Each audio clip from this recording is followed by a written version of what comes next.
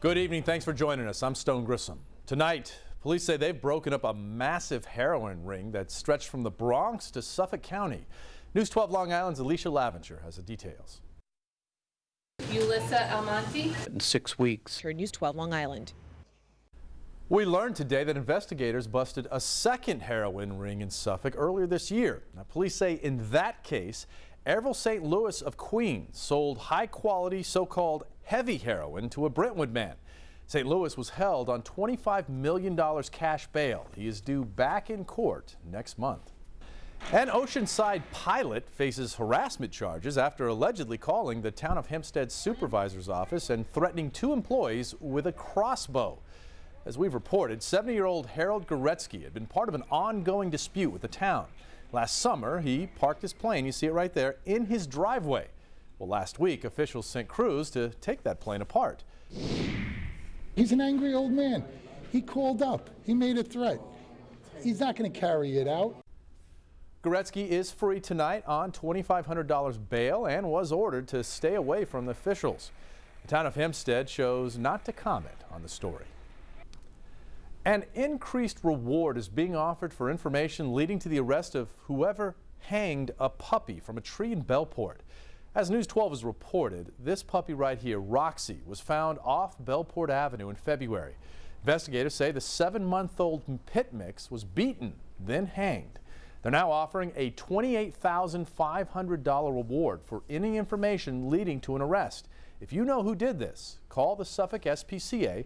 That number's on your screen, 631-382-7722. Meanwhile, this proud peacock that went missing in Locust Valley is back at home tonight. A tip led Lloyd Harbor Police to Gulliver this morning.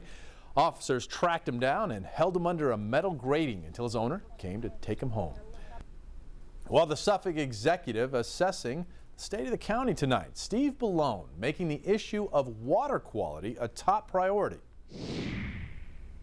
This is literally the moment that Bellone says it's critical to expand sewer systems in Suffolk. He wants to pay for that by adding a surcharge on water usage. It would be $1 extra per 1,000 gallons, generating $74 million every year. The county executive also spoke out about the ongoing effort to deal with the growing heroin crisis and street violence.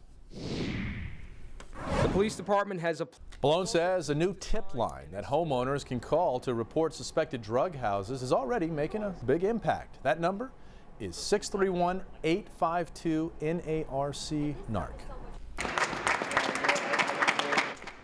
A colorful dedication ceremony at Stony Brook University. It celebrated an outdoor mural called the Heartbeats of Stony Brook, painted on the underpass.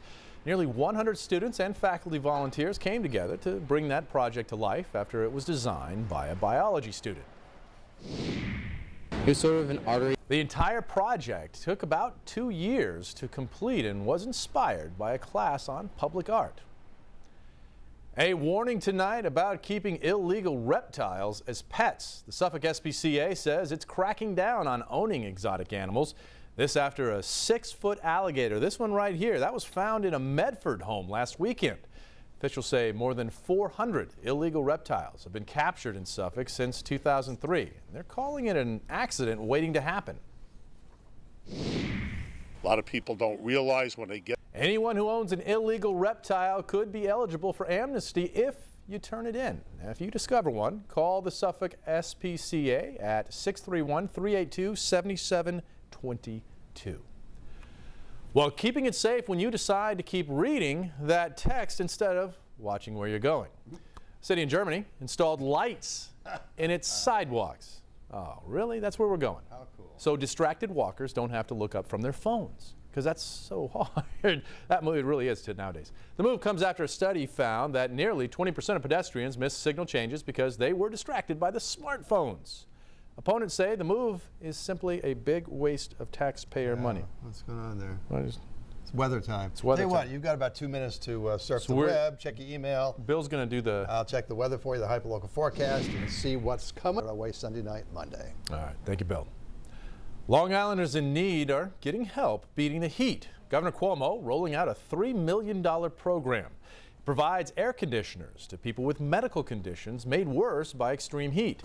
Eligible residents can also apply to have their AC unit installed for them beginning May 2nd. So for more information, just go to our homepage, should be yours as well, news12.com, and click on Numbers and Links.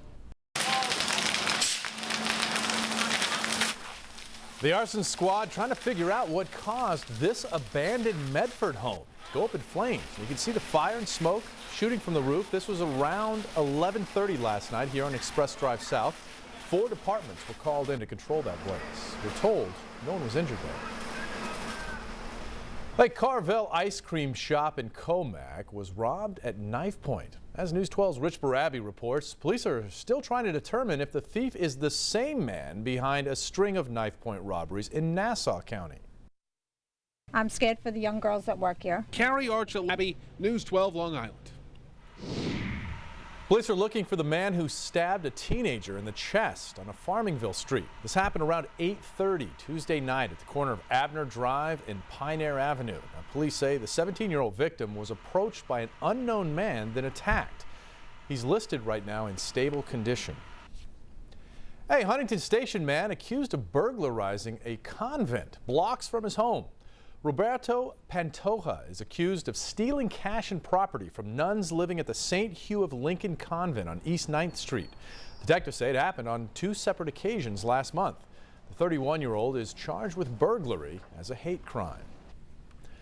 Handle with care. That's the job some would argue a FedEx employee in East Northport didn't do. This cell phone video appears to show the employee throwing customers' packages outside the store on Jericho Turnpike. Now, a customer who watched it all unfold tells us the employee also tossed packages labeled fragile. He says the worst part was that no one stepped in to stop it. I couldn't believe that. In a statement to News 12, FedEx's corporate office says, quote, "We are committed to treating our customers' packages with the utmost care and will take the appropriate action to address this situation." All right, time now to get a quick look at the weather. Tonight will be clear, a bit chilly with lows around 40, but 30s for much of Suffolk County. Now, sunshine tomorrow morning will give way to clouds and possible showers by the evening. Highs around 57 there. Bill Corbell will have your complete hyperlocal forecast in just a few minutes. Disgraced former House Speaker Dennis Hastert sentenced to 15 months in prison in a hush money case involving allegations of sexual abuse. A judge calling Hastert a serial child molester during today's proceedings. The 74-year-old Republican pled guilty last fall to violating federal banking laws. The prosecutors say he was gradually paying $3.5 million to keep the sex abuse a secret. Hastert allegedly molested at least 4 students during his time as a high school wrestling coach decades ago. We saw some. In addition to the prison time, Hastert ordered to undergo sex offender treatment upon his release. He also has to pay a $250,000 fine. That money will go to a crime victims fund.